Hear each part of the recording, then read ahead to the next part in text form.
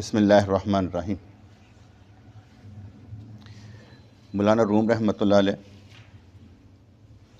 چھوٹے چھوٹے واقعات کے ذریعے ہمارے اندر کی اصلاح کرتے ہیں، اور اصلاح بھی اسی کی ہوگی جو اپنے اس وجود کو کنٹرول کرتا ہوگا۔ یعنی اپنے کرسی پہ بیٹھنا، کرسی پہ بیٹھ دو، تو جو اپنے اس وجود کو کنٹرول کرتا ہوگا وہ ایسی باتوں پر عمل کر سکتا ہوگا۔ اگر ہم کہیں پر بھی ہوں لیکن اپنے وجود کو کنٹرول نہ کریں، خوشی میں، غم میں، پریشانی میں، تو پھر ہمارے لیے یہ کہانیاں بیکار ہو جاتی ہیں، کیونکہ ہم جو سن رہے ہیں اس کا مطلب ہے کہ عمل کرنا۔ اگر عمل نہیں کرنا تو کہانیاں سننے کا فائدہ کوئی نہیں۔ یہ ہمارے لیے تربیت گاہ ہے کہ ہم نے اپنی تربیت کیسے کرنی۔ ہر ایک کو جو مشن ملا تھا وہ یہی تھا، کنتم خیر امت، تم بہترین امت ہو۔ بچے پیدا کرنے کا مقصد کہ ان کو حضور کا امتی بنانا، اس لیے بہترین امت ہو کہ تم تبلیغ کرنے والی امت ہو، تم حضور علیہ الصلوۃ والسلام کا پیغام آگے پہنچانے والی امت ہو۔ تو اگر ہمارے اندر یہ خوبی نہیں ہوگی کہ جس مقصد کے لیے ہمیں پیدا کیا گیا ہے وہ مقصد ہی ہمارا نہ ہو، تو ہم ترقی نہیں کر سکتے، روحانیت میں، ایمان میں ترقی نہیں کر سکتے۔ اور بنیادی چیز اپنے آپ کو کنٹرول کرنا ہے، کیونکہ معاشرے میں جو آوازیں آتی ہیں نا اور ہم سنتے ہیں ان سے ہمارے دل دہل جاتے ہیں، پریشان ہو جاتے ہیں۔ وہ اس لیے کہ ہم اپنے اندر کمزور ہوتے ہیں، ایمانی روحانی طور پر کمزور ہوتے ہیں، اس لیے سن کر کہتے ہیں کہیں ایسا نہ ہو جائے، ایسا نہ ہو جائے۔ اس کو بھی جج کرنے کے لیے ہمیں اپنی پچھلی زندگی کا ریکارڈ دیکھنا پڑتا ہے کہ کیا کیا ہوا ہمارے ساتھ اور آگے کیا کیا ہو سکتا ہے، اس کو دیکھ کر ہم بہتر بن سکتے ہیں۔ فرمانے کا ایک فقیہ آدمی، ایک فقیہ چیتھڑے اپنی پگڑی میں بھرے ہوئے تھا، یہ پگڑی باندھی ہوتی ہے نا، اس میں اس نے ذرا چیتھڑے اور ٹکڑے پائے سن، دوسرے کپڑے آتے ہیں انہیں ذرا موٹا جا کیتا سی، پرانے دور میں ہوتا نا موٹا جا کیتا سی، بڑی جی پگڑی بنائی سی۔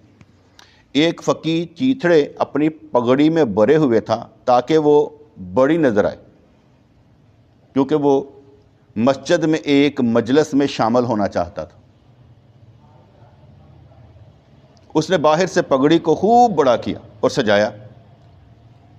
پگڑی کا ظاہر تو بہشت جیسا، لیکن اندر کپڑوں کے چھوٹے چھوٹے ٹکڑے بڑھ کر دکھاوے کا نشان بنا دیا تھا۔ صبح صبح بڑی شان سے وہ مدرسے کی طرف روانہ ہوا تاکہ اپنی شان دکھا کر نذرانے وغیرہ حاصل کر لے۔ راستے میں کوئی چور کھڑا تھا، وہ اس کی پگڑی اتار کر بھاگا کہ کافی کپڑا ہاتھ لگے گا، اتنی وڈی پگڑی بننی ہے تو کنا وڈا کپڑا میرے ہاتھ لگے گا۔ اس کا مطلب چور ایسے بھی ہوتے تھے، کپڑے کے بھی چور ہو جاتے تھے، جوتی چور ہیں تو کپڑے کے بھی چور ہو جاتے تھے۔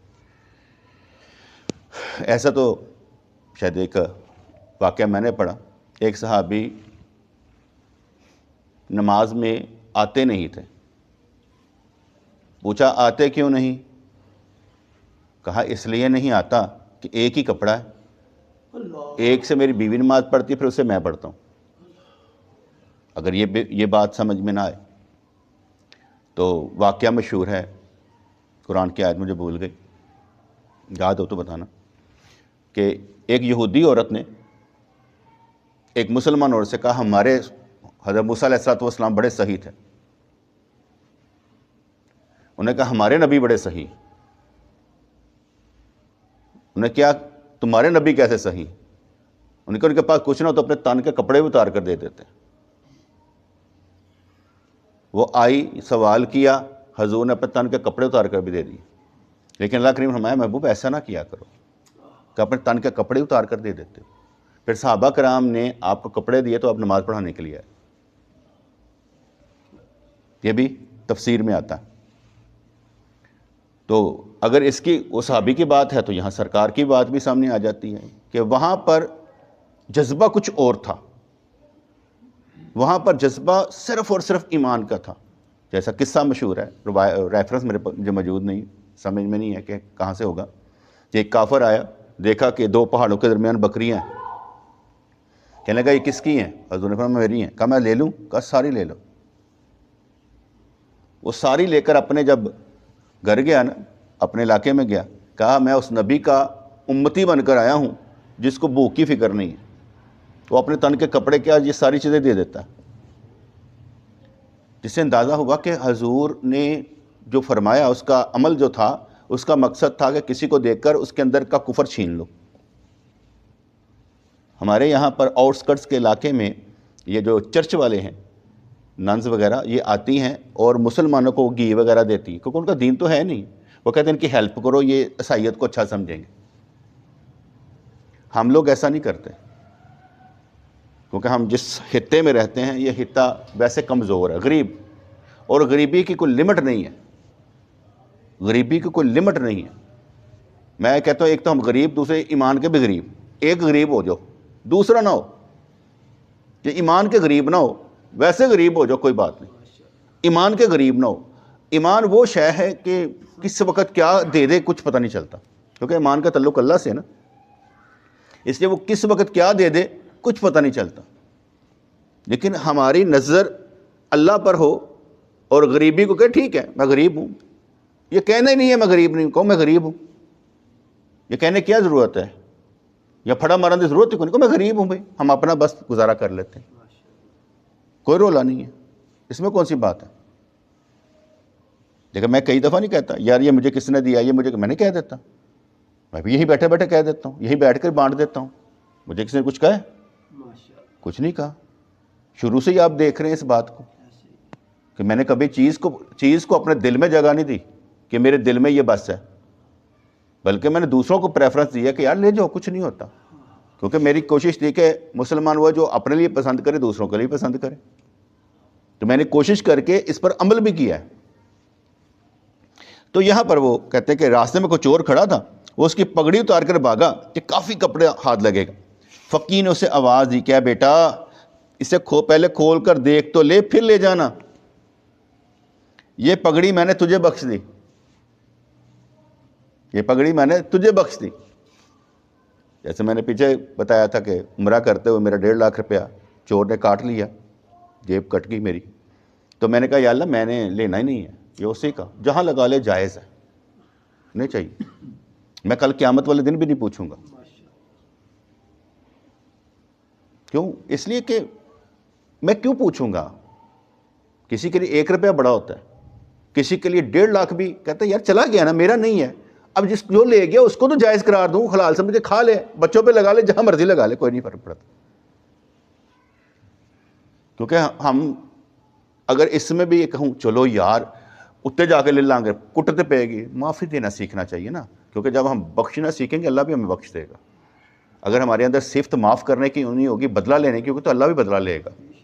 اندر اللہ کی صفات پیدا کر کے جائیں کہ ہمارے اندر اللہ کی صفات موجود ہیں. اللہ صبور ہے, ہم بھی صابر. اللہ شکور ہے, ہم بھی شاکر. اس کی کیا کہتے ہیں انوار و تجلیات سے ہم متصف ہو کر جائیں, اس کے رنگ میں رنگ کے جائیں کہ اس کی صفات کیسی ہیں. وہ ازلی ابدی ہے, ہم اس کی عطا سے ہیں. تو انہوں نے فرمایا یہ پگڑی میں نے تجھے بخش دی.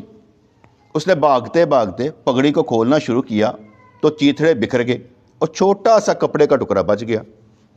چور نے کپڑے کے ٹکڑے کو زمین پر پھینک دیا اور فقیر پر ناراض ہونے لگا کہ اگر میں تیری پگڑی کے پیچھے نہ پڑتا تو کوئی اچھی چیز چرا لیتا, وقت ضائع ہو گیا میرا.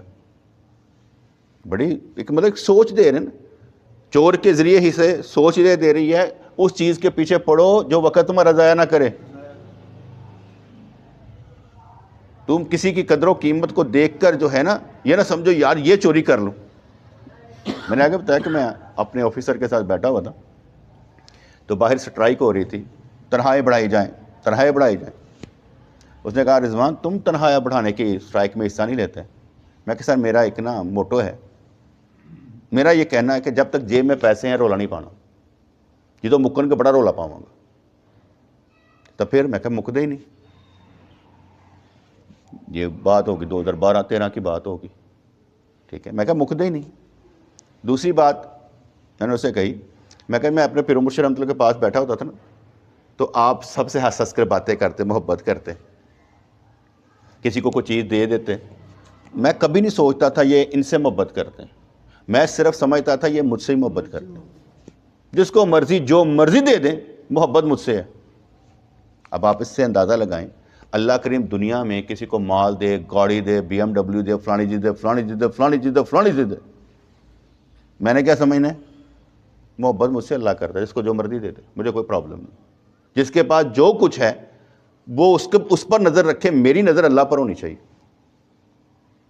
دیکھو نا ہمارے دوست ہیں کروڑ پتی ارب پتی ہوں گے، میں کبھی ان کی طرف نہیں گیا۔ یسرف بھائی اپنی فیکٹری کا مالک ہے، میں کبھی ان کی فیکٹری میں نہیں، انہوں نے بلایا تو کیا میں گیا ہی نہیں، کبھی نہیں گیا، کبھی نہیں گیا، کبھی قرضہ مانگنے نہیں گیا۔ یار وہ پیسے چاہیے تھے یار، کچھ پیسے دے دو یار، میں پھر بتا دوں، مجھے شرم آتی ہے۔ اس سے مانگ لوں گا جس سے مجھے معلوم ہے سے واپس کرنے، اس سے مانگ لوں گا جسے مجھے معلوم ہے واپس کرنے، جس کا مجھے معلوم ہے نا کہ یار کہ اس کو یہ واپس نہیں لے گا تو میرا دل نہیں کرتا، پہلی بات۔ دوسری بات، ویسے بھی دوست مجھے پیسے دے دیتے ہیں، وہ اور بات ہے، مانگنا اور بات۔ مانگنا نفی میں آتا ہے، عیب میں آتا ہے، مانگنا عیب میں آتا ہے۔ تو اس لحاظ سے کوئی بڑا ہو اس کی دولت پر نظر نہیں رکھنی، کہ اس کی دولت پر نظر رکھی جائے۔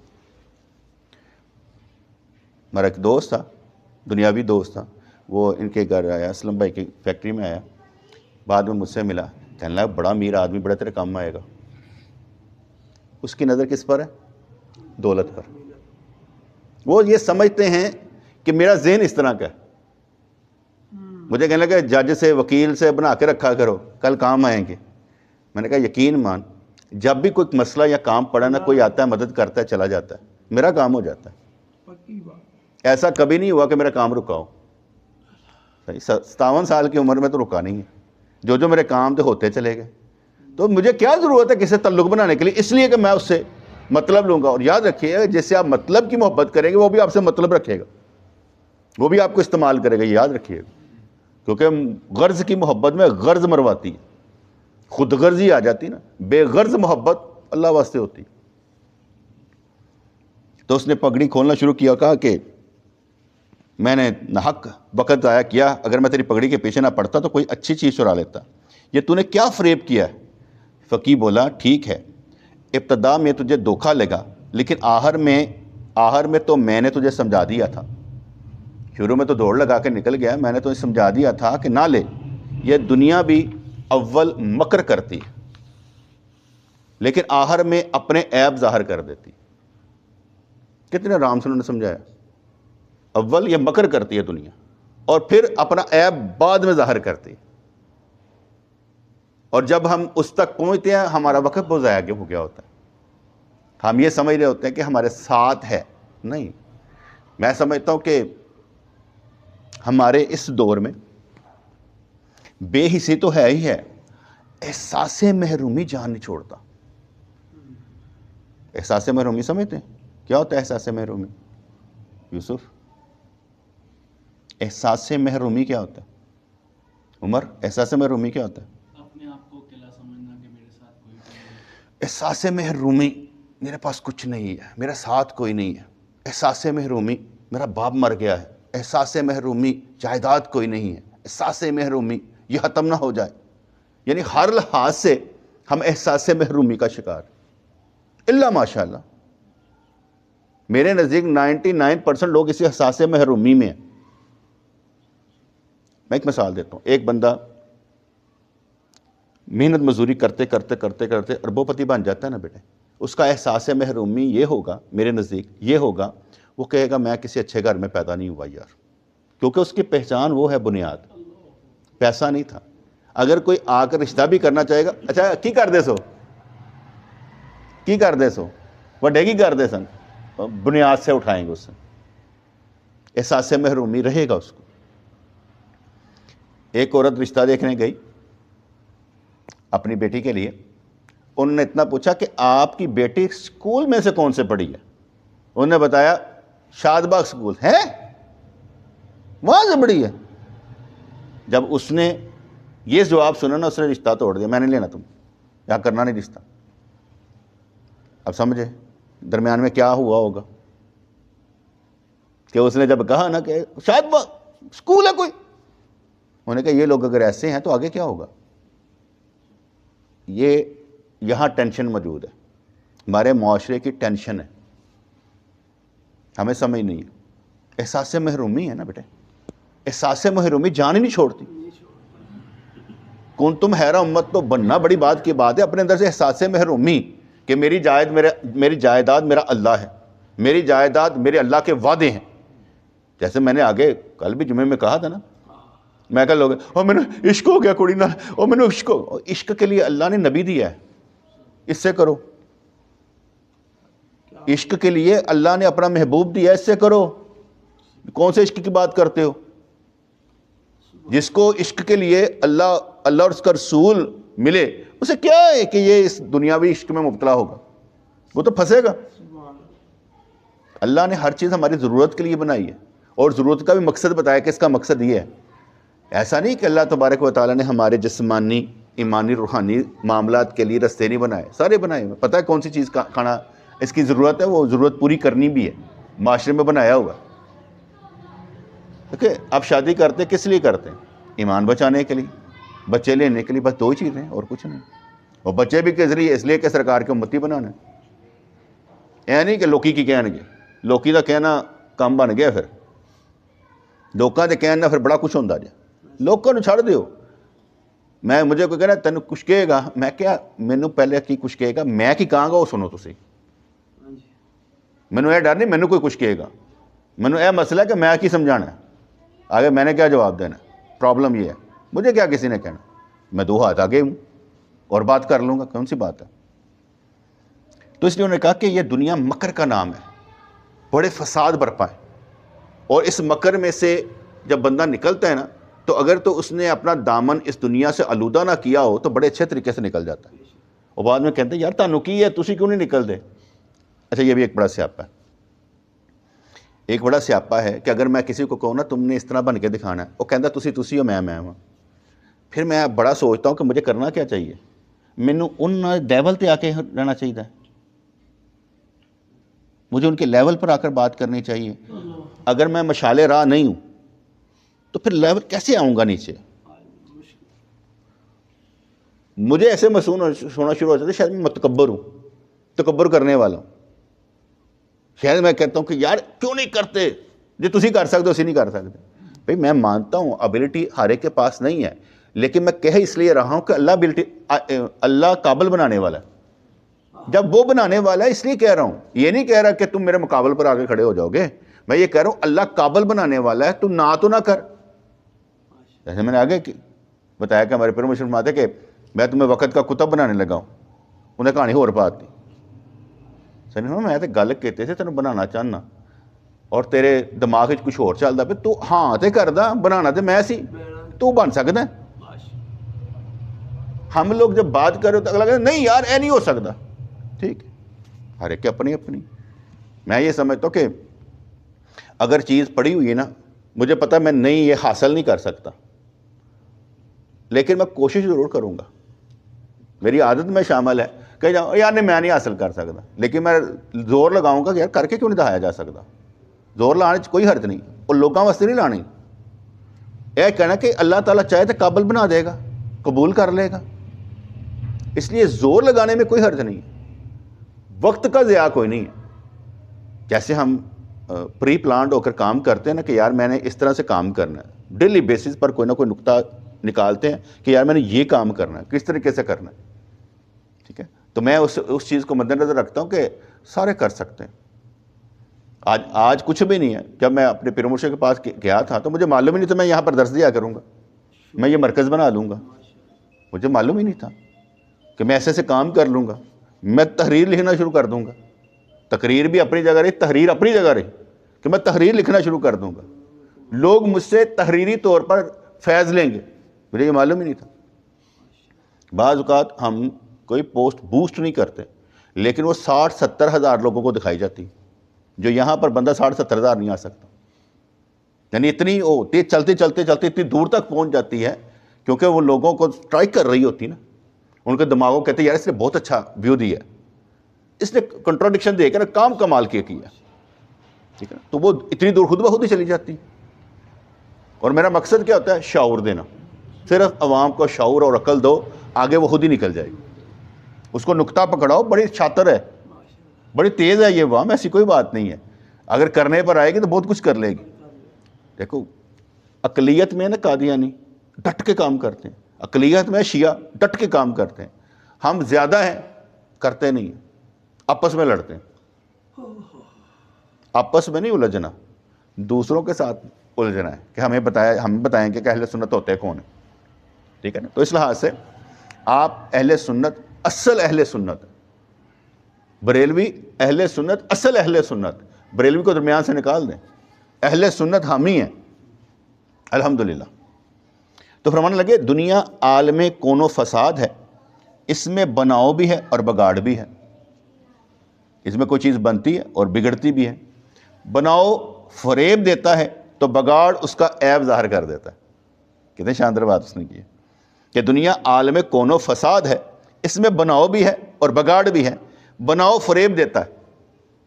آپ شادی پر جائیں, اگر کوئی بوڑھی عورت لپے پوٹی کر کے آ بھی جائے تو کیا فرق پڑے گا؟ اس کا جو بناؤ ہے وہ جب تھوڑا سا بگڑے گا تو خود ہی سمجھ آ جائے کہ ہے کیا. اس کا بناؤ فریب ہے. آج کو کوئی جوان ہے, کل کا بوڑھا ہے, اس کا جو جوبن ہے رہنا نہیں ہے, وہ نیچے کو آئے گا. زندہ رہنے کے لیے فنا ہونا ضروری ہے.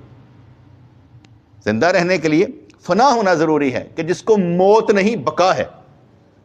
یعنی آج ہم اس دنیا سے جاتے ہیں تو اگلی دنیا میں چلے جائیں گے نا, اگلے عالم میں چلے جائیں گے. یہاں کا فنا وہاں کی بقا ہے.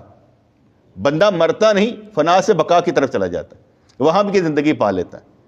لیکن یہ سمجھ رہا ہوتا ہے کہ میں مر گیا, وہ مر گیا بھائی ساڈا, مر گیا ساڈا, مر جائے کوئی فرق نہیں پڑتا, مرنا کوئی پرابلم نہیں ہے. اور جیسے میں نے آگے کہا, ایک بندہ کہنا گیا بخشش ہو جائے گی. میں کہا اچھا یہ بتاؤ اللہ کریم کن کو بخشتا ہے؟ کہتا گنہ گاروں کو. میں کہا تم بھی گنہ گار, تینوں بھی بخش دے گا. نیکوکاروں نے تو ویسے بخشیا جانا ہے, تو گنہ گاروں نے رب نے بخشنا ہے نا. اپنی بخشش کدے واسطے رکھی ہے اللہ نے؟ گنہ گاراں واسطے, تو بخش دے گا. جب یہ بات سمجھ میں آ جائے کہ معاملہ یہ نہیں ہے کہ بخشا جائے گا, نہیں, معاملہ یہ ہے کہ اس وقت کو ہاتھ میں لے کر ہم نے کرنا کیا. آج کا وقت قیمتی ہمارے لیے. اس وقت میں جو آپ کر سکتے ہیں نا, جو آپ کو سانس آ رہا ہے, جو بھی آپ کر سکتے ہیں, جس طرح بھی کر سکتے ہیں, یہ نہیں کرنا کر نہیں سکتے. ہر طریقہ بیٹے ہمارے پاس ہے, ہر طریقہ ہمارے پاس ہے. اگر ہم اپنے آپ کو کنٹرول کر لیں, جو پہلا لفظ میں نے بولا تھا یہ اس کے لیے جو کنٹرول کر کے بس سوچے کرنا کیا, کس طریقے سے کرنا, بس اس کو کرنا ہے بس. تو یہاں پر انہوں نے فرمایا دنیا عالم کون و فساد ہے, اس میں بناؤ بھی ہے اور بگاڑ بھی ہے. بناؤ فریب دیتا ہے تو بگاڑ اس کا عیب ظاہر کر دیتا ہے. دنیا کا بناؤ اور حسن انسان کو اپنی طرف کھینچتا ہے تو بگاڑ اس کی بے ثباتی ظاہر کرتا ہے. وہی لڑکا جو جوانی میں اپنے حسن کی وجہ سے لوگوں کا آقا بنتا ہے, بڑھاپے میں بے عقل اور ہو کر رسوا ہو جاتا ہے. میری والی بات انہوں نے کر دی. روغنی اور مزیدار غذائیں فضلہ بن کر بدبو پیدا کر دیتی. بالکل ٹھیک ہے, جتنا آپ اس طرح کی چیزیں کھائیں گے تو بدبو بھی زیادہ آتی. اور زبانیں حال سے کہتی ہیں کہ میری پہلی حالت جال کا دانہ تھی, تو پھنس گیا تو دانہ غائب ہو گیا. بڑے سے بڑا بہادر بڑھاپے میں نکارا ہو جاتا ہے, اس طرح کا نہیں رہے گا. اس لیے انسانوں کو دنیا کے بناؤ کے بعد بگاڑ کو ہمیشہ اپنے پیش نظر رکھنا چاہیے. نہ کیوں کہتا ہوں میں یار مرکز پہ رہوں گا, اس لیے کہ یہاں پر کوئی دوست آ کر اگر میں فالجہ اٹیک ہو گیا, کچھ ہو گیا, اور میں تیمم کرا کے نماز پڑھائے گا, کٹھے پڑھ لیں گے. میں اپنی اگلی حالت کو پہلے دیکھ لیتا ہوں کہ یار ایسا بھی تو ہو سکتا ہے. تو ایسی حالت میں کرنا کیا ہے؟ جو آج اللہ کریم ہمیں تہجد پڑھنے کی توفیق دے رہا ہے, آج ہمیں فجر پڑھنے کی توفیق دے رہا ہے, آج نمازیں پڑھنے کی توفیق دے رہا ہے. امید ہے جس حالت میں مرضی رہیں گے ہم نمازیں پڑھتے جائیں گے. ایسا نہیں کہ اللہ کریم, کیونکہ میری کیا کہتے ہیں حت الوسع کوشش ہوتی ہے یا اللہ ایسی کوئی بیماری نہ دے جس سے میرے روزے چھوٹ جائیں, میری نمازیں چھوٹ جائیں. ایسی کوئی بیماری نہیں ہونی چاہیے. یہ ہمارے ساتھ فرائض پورے ہوتے چلے جائیں. تو اس لیے انہوں نے کہا کہ دنیا کا بگاڑ ظاہر کر دیتا ہے تو اس کا بناؤ انسان کے لیے جال ہے. انسان کا یہ عذر بیکار ہے کہ دنیا نے فریب دیا. اب انہوں نے کیسی کہانی وہ کہتے ہیں بولے ہیں, ٹھوکیے سمجھو. انسان کا یہ عذر بیکار ہے کہ دنیا نے, مجھے لوگوں نے فریب دیا. تو فریب کھایا کا کیوں؟ غلطی کس کی؟ غلطی کس کی؟ لوگوں نے فریب دیا. کہتا مجھے لوگ مخلص ملے نہیں. تو مخلص تھا, تو نے کیا کیا ان کے لیے؟ خود کو بھی تو دیکھیں نا کہ ہم نے کیا کیا لوگوں کے لیے. ہم نے دیکھو, ایک باپ اولاد کو پالتا ہے, ٹھیک ہے, اس کے پاس جو وسائل ہیں اس نے اس سے پالنا ہے. اب اولاد کہے تو نے ہمیں کیا دیا؟ بھئی اس نے جو وسائل تھے اس نے لگائے. تو یہ کہے کہ کیا دیا, تیرا کہنا بنتا ہی نہیں. ایک ایسے ہی میرا دوست تھا, تو اس کے بیٹے نے مجھے کہا ہمارے باپ نے ہمیں کیا دیا. میں کہ ایک کام کرنا, تیری حال شادی نہیں, ایک بچہ پال, ایک بچہ پال کے دہا. کسی طرح للہ یتیم خانے للہ. اور او دے بعد تم نے ثابت کرنا ہے کہ وہ بچہ کبھی انہیں میں بچہ پال لیا. میں کہ ایک ہی گل ہوئی کہ جس فیلڈ تو گزریا ہی نہیں اور تو اس پہ بات کرے. ہمارے باپ نے دیا کیا ہے؟ میں یہ سمجھتا ہوں کہ ہمارے ماں باپ نے جو بڑی اچھی چیز ہمیں دی, جو بڑی اچھی چیز ہمیں دی, وہ یہ تھی کہ ہمارے ماں باپ نمازی اور روزے دار تھے. یعنی میری ماں میرا باپ دونوں ہی نمازی اور روزے دار تھے. میں یہ نہیں کہتا میرے باپ نے داڑھی رکھی تھی, میرے باپ نے کوئی داڑھی نہیں رکھی تھی. میرے باپ نے داڑھی نہیں آخری عمر تک نہیں رکھی تھی. لیکن میں یہ کہتا, گارنٹی سے کہتا ہوں کہ وہ نماز اور روزہ چھوڑنے والے نہیں تھے. اگر چھوڑ دیتے تو قضا کر لیتے. روزہ تو میں نے ان کو قضا ہوتے نہیں دیکھا, لیکن نماز جو ہے اگر ہوتا تو قضا کر لیتے. انہوں نے ہمیں ہماری تربیت میں ان کے, یہ سمجھ لو یہ خون بھی تربیت کا ہمیں شامل ہے کہ وہ نمازی اور روزے دار تھے. آگے ہم نے بھی اپنی اولادوں کو یہی کیا. مجھے یاد پڑتا ہے کہ بچپن سے ہی اسکول گوئنگ جب تھے ہمارے بچے, تو میں نے ان سے کہا ہوا تھا کہ بھئی تم نے نا صبح اٹھ کر سحری کے وقت سحری کرنی ہے بس. روزے کے وقت سب نے اٹھ کر سحری کھانی ہے, اور کیونکہ تم نابالغ ہو رستے میں توڑ دو, کوئی مسئلہ نہیں. مجھے نہیں یاد پڑتا کسی نے روزہ توڑا ہو. سب نے اپنے اپنے وقت میں روزے رکھے. طریقہ کار کہتا ہے اٹھ کے بیٹھو بس روزہ رکھنا ہے. سارے روزہ رکھ لیتے تھے.